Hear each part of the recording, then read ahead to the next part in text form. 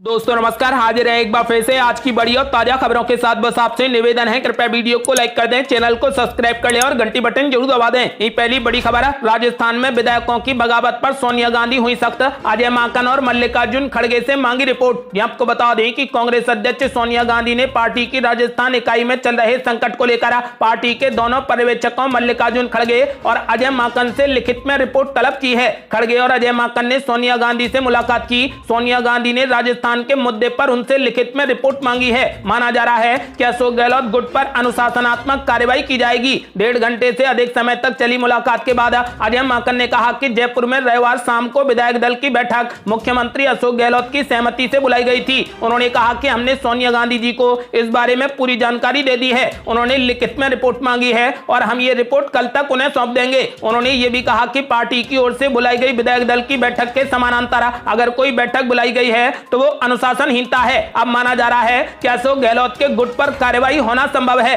अगली बड़ी खबर, अशोक गहलोत के शक्ति प्रदर्शन को हाईकमान ने समझा भरोसा तोड़ने और अपमान करने वाला, अब चुकानी होगी कीमत। आपको बता दें कि राजस्थान के मुख्यमंत्री अशोक गहलोत को रविवार दोपहर तक कांग्रेस के अगले अध्यक्ष के तौर पर देखा जा रहा था, लेकिन शाम होते होते कहानी बदल गई। कांग्रेस के 92 विधायकों का राजस्थान में अशोक गहलोत ने इस्तीफा दिला दिया। सचिन पायलट को मुख्यमंत्री बनने से रोकने की उनकी कोशिश सड़क पर आ गई। यही नहीं, पर्यवेक्षकों के साथ मीटिंग भी विधायकों की नहीं हो सकी और अजय माकन एवं मल्लिकार्जुन खड़गे बेरंग दिल्ली लौट गए। अजय माकन ने दिल्ली लौटने से पहले पूरी स्थिति बयां की और माना कि जो भी हुआ वो अनुशासनहीनता थी। उन्होंने कहा कि जब विधायक दल की मीटिंग बुलाई गई थी तो उसके समानांतर किसी मंत्री के घर बैठक करना अनुशासनहीनता है। उनके इस बयान के बाद से ही कयास लग रहे हैं कि क्या अशोक गहलोत के शक्ति प्रदर्शन को हाईकमान ने भरोसे को तोड़ने वाली हरकत के तौर पर लिया है। कांग्रेस सूत्रों का कहना है कि अजय माकन और मल्लिकार्जुन खड़गे सोनिया गांधी से मिल चुके हैं और पूरी जानकारी दे चुके हैं, लेकिन पार्टी लीडरशिप को अशोक गहलोत का रवैया भरोसा तोड़ने और अपमान करने वाला लगा है। सोनिया गांधी के दूतों से मुलाकात न करना और अलग से मीटिंग बुलाना पार्टी लीडरशिप को खला है। अब अशोक गहलोत को अध्यक्ष पद के चुनाव से हटाने की भी बात हो रही है। वहीं इस बीच कमलनाथ भी दिल्ली आए हैं। इससे ये भी कयास लग रहे हैं कि क्या कमलनाथ को ही ये पद मिलेगा। आपको बता दें कि कांग्रेस सूत्रों का कहना है कि अशोक गहलोत की हरकत से हाईकमान को लगता है कि इससे संदेश जाएगा कि गांधी परिवार की अब पार्टी पर पहले जैसी पकड़ नहीं रह गई। ऐसी स्थिति दिखाने से हाईकमान बचना चाहता है। ऐसे में अध्यक्ष पद पर किसी और नेता को ही लाया जा सकता है। वहीं राजस्थान में भी अब पार्टी लीडरशिप कुछ बैलेंस जरूर बनाना चाहेगी ताकि अशोक गहलोत बेलगाम ना हो सकें। इसकी वजह यह है कि अशोक गहलोत के रवैये को हाईकमान ने समझ लिया है कि वो अपनी सत्ता को हिलता देख किसी भी हद तक जा सकते हैं। अगली बड़ी खबर, अशोक गहलोत ने कांग्रेस को दे डाली कड़ी चेतावनी, कहा मेरे हाथ में कुछ भी नहीं। सचिन पायलट खेमे ने भी साधी चुप्पी। आपको बता दें कि राजस्थान के मुख्यमंत्री अशोक गहलोत के डबल गेम से कांग्रेस आलाकमान गुस्से में है। एक तरफ अशोक गहलोत ने पर्यवेक्षक मल्लिकार्जुन खड़गे और महासचिव केसी वेणुगोपाल से कहा कि उनके हाथ में कुछ भी नहीं है। समर्थक विधायकों ने शक्ति प्रदर्शन और इस्तीफे का फैसला अपने स्तर पर किया है। वहीं दूसरी तरफ अशोक गहलोत ने पार्टी पर्यवेक्षकों को दो टूक कह दिया है कि जब तक राजस्थान में मुख्यमंत्री का मसला नहीं सुलझता है तब तक वे राष्ट्रीय अध्यक्ष पद के लिए अपना नामांकन दाखिल नहीं करेंगे। अशोक गहलोत के इस कदम को सीधे हाईकमान को कड़ी चुनौती और धमकी के रूप में देखा जा रहा है। वहीं अशोक गहलोत समर्थकों ने अशोक गहलोत को सलाह दी है कि वे मुख्यमंत्री का पद किसी भी सूरत में ना छोड़ें और राष्ट्रीय अध्यक्ष के लिए नामांकन भी दाखिल ना करें। समर्थकों का कहना है कि जब तक कि हाईकमान अगले मुख्यमंत्री के चयन को लेकर उनकी शर्तें ना मान ले तब तक कोई भी कदम ना उठाएं। अशोक गहलोत कैंप की पहली शर्त यह है कि पार्टी हाईकमान विधायकों से यह वादा करे कि अगला मुख्यमंत्री सचिन पायलट को नहीं बनाया जाएगा। इतना ही नहीं, सचिन पायलट के समर्थक किसी भी नेता को यह मुख्यमंत्री का पद ना दिया जाए। अशोक गहलोत कैंप की दूसरी मांग यह है कि अशोक गहलोत की जगह नया मुख्यमंत्री उन विधायकों में से बनाया जाए जिन्होंने 2 साल पहले अशोक गहलोत सरकार बचाई थी। अगली बड़ी खबर, कांग्रेस अध्यक्ष की रेस से बाहर हुए अशोक गहलोत मुख्यमंत्री के पद से भी कटा पत्ता। आपको बता दें कि कांग्रेस के अध्यक्ष पद की रेस राजस्थान संकट के चलते रोचक हो गई है। अशोक गहलोत का मुख्यमंत्री पद का मोह अब उन पर भारी पड़ता दिख रहा है और कांग्रेस अध्यक्ष की रेस से उन्हें बाहर कर दिया गया है। कांग्रेस के सूत्रों ने इस बात की जानकारी दी। पार्टी सूत्रों का कहना है कि हाईकमान की इच्छा के विपरीत जाकर अशोक गहलोत का 92 विधायकों के इस्तीफे का दाव चलना गांधी परिवार को अच्छा नहीं लगा। ऐसे में उन्हें निर्णय लेकर अब गांधी परिवार रिस्क नहीं ले रहा और अब उन्हें अध्यक्ष पद की रेस से बाहर कर दिया गया है। यही नहीं, चर्चाएं ये भी हैं कि अब मुख्यमंत्री पद पर भी किसी और नेता को लाया जाएगा। कहा जा रहा है कि मल्लिकार्जुन खड़गे, मुकुल वासनिक, कमलनाथ जैसे नेता भी अब अध्यक्ष पद की रेस में आ गए हैं। यही नहीं, दिग्विजय सिंह भी अध्यक्ष पद के चुनाव में उतर सकते हैं। राहुल गांधी के करीबी और कांग्रेस के महासचिव केसी वेणुगोपाल भी अध्यक्ष के लिए चुनाव में आ सकते हैं। कहा जा रहा है कि फिलहाल सोनिया गांधी और राहुल गांधी मंथन कर रहे हैं कि किसे अध्यक्ष चुनाव के लिए समर्थन किया जाए। इससे पहले अशोक गहलोत पर गांधी परिवार ने मन बना लिया था, लेकिन उनकी हरकत से वो अपमानित और भरोसे पर चोट जैसा महसूस कर रहे हैं। आपको बता दें कि फिलहाल कांग्रेस ने कांग्रेस अध्यक्ष पद की रेस से अशोक गहलोत का पत्ता काट दिया है और ऐसा लग रहा है कि अशोक गहलोत का पत्ता अब राजस्थान के मुख्यमंत्री पद से भी कट गया है। अगली बड़ी खबर, क्या पूरे तरीके से स्क्रिप्टेड है ये राजस्थान का पॉलिटिकल ड्रामा या फिर राहुल गांधी करेंगे अध्यक्ष पद के लिए नामांकन? ये आपको बता दें कि राजस्थान में अगला मुख्यमंत्री कौन होगा उससे ज्यादा महत्वपूर्ण ये हो गया है कि अब कांग्रेस का अगला राष्ट्रीय अध्यक्ष कौन होगा, क्योंकि जयपुर में जो कल हाई वोल्टेज पॉलिटिकल ड्रामा हुआ उससे न सिर्फ पार्टी आलाकमान नाराज है बल्कि अशोक गहलोत के समर्थकों के खिलाफ सख्त कार्रवाई के भी मूड में दिख रहा है। राजनीतिक जानकार इस घटनाक्रम को दो अलग अलग नजरिए से देख रहे हैं। एक खेमा ये मानकर चल रहा है कि अशोक गहलोत ने रविवार की घटना से यह साबित कर दिया है कि उनके अंदर नेतृत्व की क्षमता बहुत ज्यादा है और वो पूरे देश में बेहतर तरीके से राष्ट्रीय अध्यक्ष पद को बगैर रबर स्टैंप की तरह चला सकते हैं। जबकि कई राजनीतिक जानकार ये मान रहे हैं कि जयपुर में रविवार की शाम को जो भी हुआ वो पूरे तरीके से एक स्क्रिप्टेड पॉलिटिकल ड्रामा था। ये पूरे राजनीतिक घटनाक्रम के पीछे के हर किरदार को कांग्रेस पार्टी के लोग जान और समझ रहे हैं। चर्चा ये है कि ऐसे हालात में अगर परिस्थितियां बदली तो राहुल गांधी खुद राष्ट्रीय अध्यक्ष पद के लिए नामांकन कर सकते हैं। अगली बड़ी खबर, राजस्थान चुनाव में अभी 1.25 साल का वक्त बाकी, कांग्रेस की अंदरूनी लड़ाई का कुछ ऐसे फायदा उठाने की फिराक में बीजेपी। ये आपको बता दें कि राजस्थान में सत्ता की रस्साकसी पर बीजेपी की बारीक नजर लगी हुई है। इस लड़ाई झगड़े के बीच में बीजेपी फिलहाल तमाशाबीन ही बना रहना चाहती है। सूत्रों के मुताबिक राजस्थान के विधानसभा चुनाव में सिर्फ 1.25 साल का वक्त बचा है। ऐसे में लड़ाई झगड़े के साथ चलती राजस्थान की कांग्रेस सरकार बीजेपी के लिए सोने पर सुहागा साबित होगी। बीजेपी के सूत्रों के मुताबिक फिलहाल सचिन पायलट से बीजेपी सीधे तौर पर संपर्क में नहीं है और न ही सचिन पायलट के पास अभी उतने विधायक हैं कि वे राजस्थान की सत्ता संतुलन में कोई बड़ा फेरबदल ही कर पाए। बीजेपी फिलहाल राजस्थान में कांग्रेस के ड्रामे पर नजर रखकर इस बात का इंतजार कर रही है कि ऊंट किस करवट बैठता है। सूत्रों के मुताबिक इस बात से इनकार नहीं किया जा सकता कि गुर्जर वोट बैंक को बीजेपी में जोड़ने के लिए बीजेपी की ओर से भविष्य में सचिन पायलट को अपने साथ जोड़ने की कोशिश न की जाए। राजस्थान में गुर्जर समाज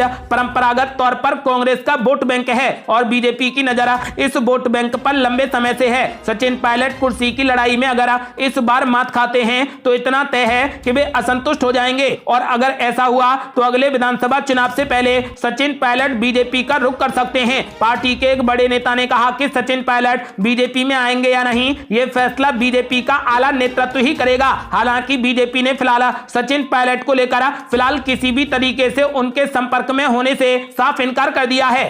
अगली बड़ी खबर, राजस्थान कांग्रेस के 3 बड़े नेताओं का बड़ा दावा, कहा सरकार बचाने के लिए बहा देंगे खून, विधायकों से प्लेन पेपर पर कराए गए हस्ताक्षर। ये आपको बता दें कि राजस्थान की सियासत में मचा बवंडर रुकने का नाम नहीं ले रहा। राजस्थान में अशोक गहलोत की जगह राज्य का अगला मुख्यमंत्री कौन हो इसे लेकर कांग्रेस की अंदरूनी लड़ाई खुलकर सामने आ चुकी है। जहां एक तरफ कांग्रेस आलाकमान सचिन पायलट को मुख्यमंत्री की कुर्सी सौंपना चाहता है तो वहीं मुख्यमंत्री अशोक गहलोत गुट के विधायक इसके लिए तैयार नहीं है और बगावती तेवर अख्तियार कर रहे हैं। इस सियासी घमासान के बीच विधायकों की अलग अलग प्रतिक्रियाएं सामने आने लगी हैं। अशोक गहलोत खेमे की विधायक इंदिरा मीणा ने आज तक से बातचीत में अपने एक बयान से सभी को चौंका दिया। विधायक इंदिरा मीणा का कहना है कि मुख्यमंत्री आवास पर होने वाली बैठक से पहले एक मंत्री के घर पहुंचने के लिए कहा गया था, जहां एक कागज पर उनसे साइन कराया गया। उसके बारे में उन्हें कोई जानकारी नहीं थी। यही नहीं, उन्होंने यहां तक कह दिया कि अगर सचिन पायलट मुख्यमंत्री बनेंगे तो अच्छा होगा। वहीं अशोक गहलोत गुट के बाद सचिन पायलट गुट के नेता विधायक खिलाड़ीलाल बैरवा ने कहा कि हाईकमान को मुख्यमंत्री के चेहरे पर फैसला लेना चाहिए। उन्होंने कहा कि अशोक गहलोत पर निशाना साधते हुए कहा कि इस एपिसोड के बाद अशोक गहलोत के फिर से मुख्यमंत्री बनने की कोई भी संभावना नहीं है। विधायक बैरवा ने कहा कि जब मुख्यमंत्री आवास पर विधायकों की बैठक बुलाई गई थी तो ऐसे में दूसरी मीटिंग बुलाने का क्या मतलब है? ये एक प्रकार से पार्टी के खिलाफ बगावत है। राजस्थान में सियासी घटनाक्रम के बीच मुख्यमंत्री अशोक गहलोत के वफादार मंत्री पीएस खचरियावास ने सोमवार को विवादित बयान दे डाला। मंत्री पीएस खचरियावास ने कहा कि राजस्थान की सड़कों पर ईडी, सीबीआई और आईटी उतरने वाली है। बीजेपी अगर एजेंसी भेजेगी तो एजेंसी का जवाब देंगे। सरकार बचाने के लिए एकजुट हुए कांग्रेस के हर विधायक और कार्यकर्ता सड़कों पर खून बहा सकते हैं। उन्होंने कहा कि कांग्रेस कार्यकर्ताओं को सड़कों पर उतरकर लड़ना पड़ेगा। बीजेपी अगर एजेंसी भेजेगी तो एजेंसी का जवाब देंगे। कांग्रेस की सरकार को बचाने के लिए कांग्रेस का एक एक कार्यकर्ता और विधायक लड़ेगा, लेकिन अगर विधायक बीजेपी की साजिश के खिलाफ सरकार बचाना चाहते हैं तो उनकी बात सुनी जाएगी।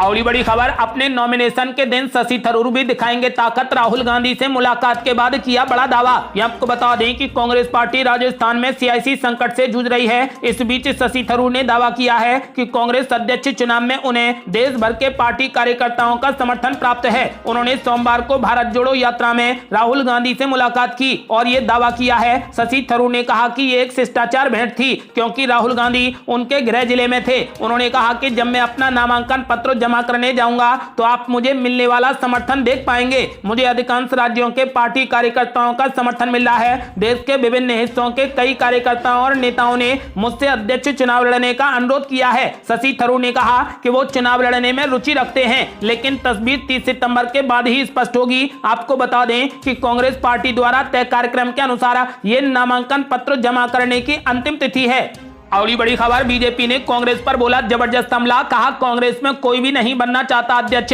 पार्टी कर रही ड्रामा। ये आपको बता दें कि भारतीय जनता पार्टी के नेता सतीश पुनिया ने कांग्रेस की राजस्थान इकाई में नेतृत्व को लेकर पैदा हुए संकट के मद्देनजर कहा कि उसका कोई भी नेता राष्ट्रीय अध्यक्ष नहीं बनना चाहता और सभी या तो मुख्यमंत्री या फिर क्षेत्रीय नेता बनना पसंद करते हैं। राजस्थान की बीजेपी इकाई के अध्यक्ष सतीश पुनिया ने कहा कि राजस्थान में किस्सा कुर्सी का ये ड्रामा 2018 में शुरू हुआ था, जब विधायक दल की बैठक में अशोक गहलोत और सचिन पायलट दोनों के ही समर्थन में नारे लगे थे। फिर विभागों के बंटवारे के दौरान और जयपुर में सचिवालय में कमरों के लिए यह सिलसिला जारी रहा। उन्होंने कहा कि इन पूरे घटनाक्रमों के चलते राज्य की जनता प्रभावित हो रही है। राजस्थान से बीजेपी सांसद राज्यवर्धन राठौर ने कहा कि इस ड्रामे से पर्दा हटाने का समय आ गया है। बेहतर होगा कि जनता को राहत देने के लिए वे इस्तीफा दे दें। कांग्रेस सरकार को सत्ता में बने रहने का कोई भी नैतिक अधिकार नहीं है। उन्होंने कहा कि कांग्रेस में लोकतंत्र है ही नहीं। इन्होंने जब भी इसका नाटक करने की कोशिश की, पार्टी टूटने की कगार पर आ गई, लेकिन इसके चलते राजस्थान की जनता पिस रही है।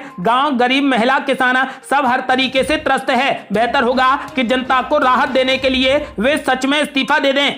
अगली बड़ी खबर, राजस्थान कांग्रेस में कलह पर मुख्यमंत्री केजरीवाल ने भी बोला बड़ा हमला। कहा कांग्रेस अपना घर तक नहीं संभाल पा रही। ये आपको बता दें कि राजस्थान में मुख्यमंत्री बदलने को लेकर सचिन पायलट और अशोक गहलोत के खेमे आमने सामने हैं। इसी बीच अब दूसरी पार्टियों ने भी राजस्थान में पार्टी के अंदर कलह को लेकर कांग्रेस पर हमला बोलना शुरू कर दिया है। दिल्ली के मुख्यमंत्री केजरीवाल ने राजस्थान घटनाक्रम पर कहा कि कांग्रेस अपना घर भी नहीं संभाल पा रही। उन्होंने कहा कि कांग्रेस और बीजेपी दोनों ही दल जोड़ तोड़ की राजनीति करते हैं। वो उल्टा ये कहते रहते हैं कि केजरीवाल मुफ्त देना बंद करो। आज देश भर को आम आदमी पार्टी से उम्मीद है। हमें राजनीति आती नहीं है, जनता के लिए काम करते हैं, स्कूल अस्पताल बनाते हैं, वही चीजें करते हैं जो जनता को चाहिए। जनता को तोड़फोड़ की राजनीति पसंद नहीं आती है। केजरीवाल ने आगे कहा कि हम काम की राजनीति करते हैं, इसीलिए पहले दिल्ली और पंजाब में सरकार बनाई। अब गुजरात में जनता कह रही है कि वहां भी आम आदमी पार्टी की सरकार बनेगी। मुख्यमंत्री केजरीवाल से जब यह सवाल पूछा गया कि क्या अब आप खुद को पूरे देश में कांग्रेस के विकल्प के तौर पर सामने रख रहे हैं, इस पर उन्होंने कहा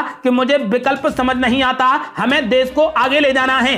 और बड़ी खबर, गुलाम नबी आजाद ने अपनी नई पार्टी का किया ऐलान। बोले हमारी किसी से कोई दुश्मनी नहीं। ये आपको बता दें कि जम्मू कश्मीर के पूर्व मुख्यमंत्री और गद्दावर नेता गुलाम नबी आजाद ने आज अपनी नई पार्टी के नाम की घोषणा कर दी है। उन्होंने अपनी नई पार्टी का नाम डेमोक्रेटिक आजाद पार्टी रखा है। इस मौके पर उन्होंने कहा कि मैं अपनी पार्टी का ऐलान पहले करना चाहता था, लेकिन नवरात्रि के शुभ अवसर पर मैं ये पार्टी की शुरुआत कर रहा हूं। उन्होंने कहा कि पार्टी का नाम डेमोक्रेटिक आजाद पार्टी है। पार्टी की अपनी सोच होगी, किसी से प्रभावित नहीं होगी। आजाद का मतलब होता है स्वतंत्र, नीचे से चुनाव होंगे और एक हाथ में ताकत नहीं रहेगी, और जो हमारा संविधान होगा उसमें प्रावधान होगा पूर्ण लोकतंत्र के आधार पर। बड़ी बेताबी से जम्मू कश्मीर के लोग और मीडिया के लोग हमारी पार्टी का नाम जानने में इच्छुक थे। जम्मू कश्मीर के पार्टी का नाम रखना मुश्किल होता है। आपको बता दें कि फिलहाल गुलाम नबी आजाद ने अपनी पार्टी का नाम डेमोक्रेटिक आजाद पार्टी रखा है, जिसका उन्होंने आधिकारिक ऐलान कर दिया है।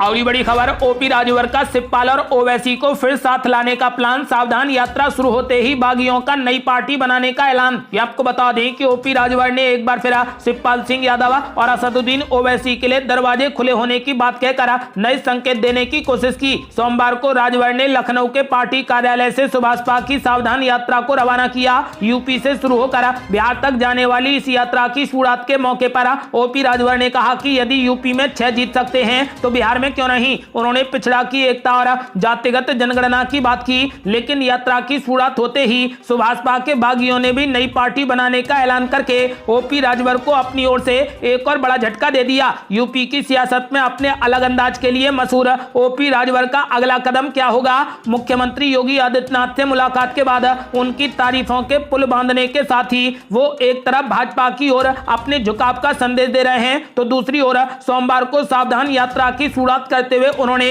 शिवपाल यादव और ओवैसी के दरवाजे खुले होने की बात कह दी है। आपको बता दें कि ओम प्रकाश राजभर एक बार फिर शिवपाल सिंह यादव और असदुद्दीन ओवैसी के साथ मिलकर एक नया मोर्चा बना सकते हैं।